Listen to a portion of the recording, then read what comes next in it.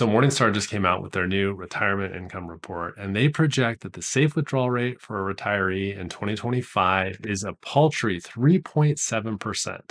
That's down from their safe withdrawal rate from a year ago, where they projected it being 4%. When they're looking at these projected safe withdrawal rates, they're saying what has a 90% chance of success over the following 30 years if we take spending and we inflation adjust it. The creator of the whole safe withdrawal rate was Bill Bengen, and he came up with a 4% safe withdrawal rate based on historical US data. He's more recently updated that to closer to 5%. Based on kind of some updated data and a better asset allocation strategy. So, how is Morningstar coming up with such a low number? Well, a lot of that has to do with just how well stocks have done the last couple of years. Thanks to strong stock returns, the US equity valuations are at extremely high levels, which is leading to them projecting lower returns in the future for US stocks. Additionally, we've had bond yields come down a little bit in the past year. So that's also hurt the bond returns. Now, we're going to break down this study in this video and hopefully give you some ideas on safe withdrawal rates and the adjustments you can make for your retirement. My name is Scott Caulfield. I am a CPA and CFA charter holder and the founder of Sophos Wealth Management. All right, so let's look at first of all how they get there. So they're saying thanks to those equity valuations and the bond yields, that's given the safe withdrawal rate of 3.7%. It's down, like I said, from the 4% before. It is up from the really low rates of 21. We've got a much higher fixed income yield, so that definitely helps, and then lower inflation than 22. So let's look at their asset class return assumptions. So they give us this great chart here, and they're showing the projected 30-year asset returns as well as inflation assumptions. And what you're going to see with the dark green line is their projections as of 2024. The light green line was a year ago at the end of 23. They're expecting large cap US growth only like 7%. Even the large cap value only a little over 8%. The only thing that looks like it's going to do at or above historic levels is that US small value. So keep in mind, US stocks historically have done around 10%. So these numbers all represent lower returns than have historically been realized in the US. The investment grade bonds, just kind of probably based on starting yields today, a little over 4%. Foreign bonds a little bit higher, not much. T-bills down a little bit from a year ago. And inflation also down a little bit, probably just based on what the current inflation is.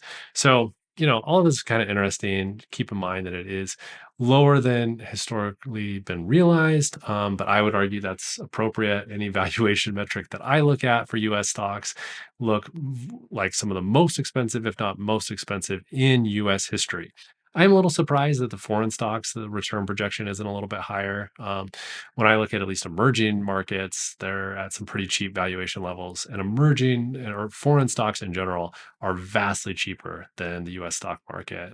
So I'm surprised that maybe we don't have a little bit higher return expectations there. But let's break into the details of how Morningstar is even doing their study. So, first of all, they take an equity versus fixed income and they go in 10% increments. So all the way from 0% equity portfolio, 100% bonds, up to 100% fixed income or 100% equities and 0% bonds. Other than that, 100% equity, all the other ones are assumed to have a 10% cash, aka T-bill weighting. Now, I'm surprised when you look at their asset allocation that so much is US based. So they're saying basically only 20% foreign stocks, 20% foreign bonds. 60% of this portfolio is US large cap, half growth, half value. So a little surprising to me there, especially because those are the lowest expected returns.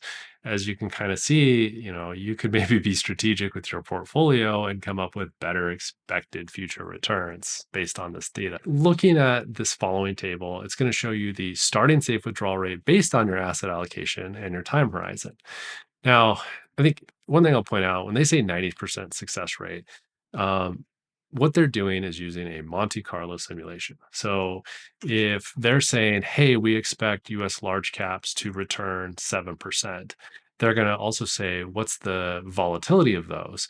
And that's going to generate their thousands of simulations. One year, if 7% is the average, some years in some return projections, it might be 10, and some it might be 3, and some it might be 9, and some it might be 5. It's going to be all over the board, and they're going to kind of average all these things. to come up with their whole simulations and get that 90% success rate.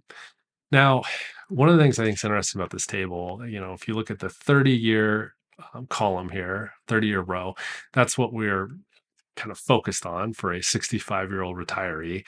And the highest safe withdrawal rates are happening between a 20% equity weighting and a 50% equity weighting. So that's the 3.7% safe withdrawal rate that they're using. I think it's interesting that the 100% equity is only a 3%, 3.1% safe withdrawal rate, and 0% equity is a 3.4% withdrawal rate. Now, I assume a lot of that has to do with just how expensive starting valuations are. But yeah, those are not very aggressive safe withdrawal rates. Pretty conservative and pretty poor relative to history. One more thing I want to look at with the table here is, kind of on that 40-year time horizon for those thinking more fire type time horizons. I wish they had 50 plus years, but you're seeing down to like a 3.1% safe withdrawal rate.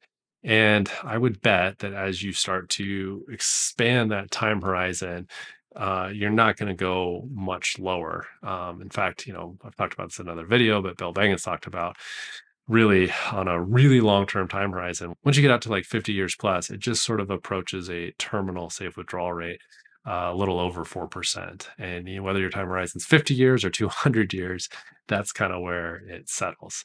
So these are really low. One thing I want to look at when you think about equities versus fixed income in the portfolio is the history of these. So I like this chart they show here. The blue line is showing historically what has the safe withdrawal rate been for a 100% equity portfolio. The yellow line shows 50-50 stocks and bonds, and the red line is 100% fixed income. Now, not surprisingly, on average, the equity has the highest safe withdrawal rate. So a little over 9% has been the historical safe withdrawal rate for that US equity portfolio. However, it also has the very worst and only 2.5% withdrawal rate. That was for a retiree starting in the 1928, 1929 period, right before the Great Depression, some of the most expensive stocks in history. And of course, US stock market went on to lose 86% in the following 3 years. So worst drawdown of all time, completely wrecking that portfolio. Interestingly enough, so we fast forward a few years to 1932, you get the best withdrawal rate ever. Why? You had amazing starting valuation. Stocks were at or near some of the cheapest levels that they have ever been. So I think there's a real lesson there. And that's one of the things I really worry about with today's starting valuations, right? We are at maybe more expensive. Most metrics I look at say we're more expensive than 1929. We're more expensive than 1999. Not a great starting point for retirees. Now, the other thing I think is kind of interesting is, you look at those bonds. Historically, 100% bonds has not been great for safe withdrawal rates. So really up until the 70s, you had really low safe withdrawal rates for a completely fixed income portfolio. Not a great outcome. A little better balance there with the 50-50 portfolio. Morningstar kind of gives you a few things to think about in terms of how you'd react to this. I mean, one option they throw out there is, well, what if you just ran 100% T-bill ladder? Or sorry, what if you ran a TIPS ladder? You could actually have a 4.4% safe withdrawal rate and make it 30 years with a 100% chance of success. Problem is, at the end of 30 years, you've got a remaining portfolio value of 0. Another interesting exhibit they show is kind of the relationship between the safe withdrawal rate, your equity weighting, but also the average ending balance of the portfolio. So while safe withdrawal rate for a really high equity percentage portfolio is lower than those 20 to 50% equity portfolios, the expected ending balance of the portfolio is much higher, meaning when those portfolios succeed, when the safe withdrawal rate isn't too high and the portfolio is able to kind of hit launching value and outpace those withdrawals, the highest ending portfolio values all come from the high equity percentage portfolios. Morningstar gives a few ideas in terms of how you might adjust for these low safe withdrawal rates. So, you've got the 3.7% base case. You can do actual spending. That's kind of in line with what retirees have done in reaction to past market downturns. They've got this forego inflation adjustment. So, in any year in which the portfolio decreases in value, they'd say just don't increase your spending at all for any inflation. It's pretty in line with the way people actually react. They've got the guardrail approach. So when the portfolio does either particularly poorly beyond a certain threshold, you decrease withdrawals. And when it does particularly well beyond a certain threshold, you increase withdrawals. And then kind of an RMD approach, just the way that RMDs work for retirement accounts. So all some different ideas that can kind of bump up the amount of your safe withdrawal rates, although it does lead to, it gets to be associated with the guardrails and the RMD, it can lead to a lot of variation with your year-to-year withdrawal rate, which can kind of be problematic when you've got fixed real-world spending to deal with. Some of the other strategies that they suggest are things like delaying Social Security, adding in annuities. I find it interesting that one of the things they don't really talk about is adjusting your portfolio. We know that starting valuations are really expensive. Historically, when you had extreme valuations like this, 99, 29, 2007, 8, 2021, you typically get a pretty big correction, which gives you an opportunity to hopefully take some chips off the table beforehand and then get more aggressive when return assumptions are a little bit more attractive. So, by decreasing equity exposure, if you're retiring in 2025, I like to have a decreased exposure for my clients for now, hoping that we get better valuations in the future. So if we can kind of avoid big drawdowns early in retirement, we can get more aggressive when valuations are more attractive, and hopefully that might support higher safe withdrawal rates in the future. But either way, it looks like, you got to kind of play the hand you're dealt. You have to deal with these high starting valuations. You have to deal with, just kind of mediocre fixed income returns. The inflation projections at 2.2, 2.3%, that's actually below historical inflation, which I think is closer to 3%.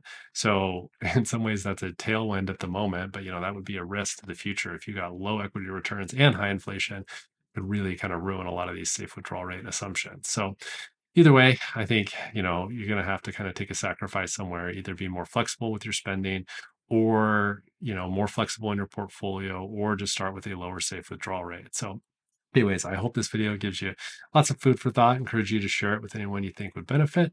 Like it, and please subscribe to my channel. Thanks for tuning in today.